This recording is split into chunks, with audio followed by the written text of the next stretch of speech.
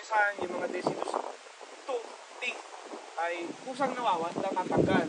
Meron ding kailangan pang tanggalin, yung mga dental caps, ganyan.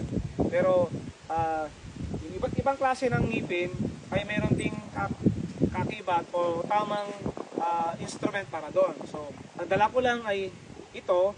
So, hindi lahat ng ngipin ay pwede dito. Pero kung ito lang ang dala mo at kaya mo namang gawin, why not, di ba? Pero ito lang sabihin sa inyo na parang sa tao din. Kung may tatanggalin bagang, may instrument para talaga doon, di ba? Kung tatanggalin ay dito lang sa harap, meron ding instrument para doon. Magkakaiba yun. Kaya yung dentista, maraming nakapilang gamit, di ba? So, ganoon din sa kabayo. Okay? So, ang gamit ito ay para matanggal lang yung mga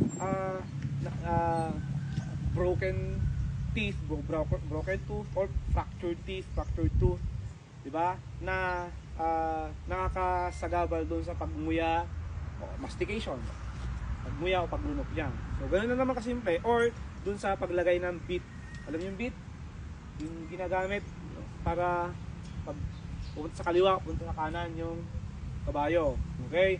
So, kung kinakailangang gumamit ng anesthesia, local anesthesia, lidocaine pa rin, so, gagamit. So, ito yon, pwede yung pang tooth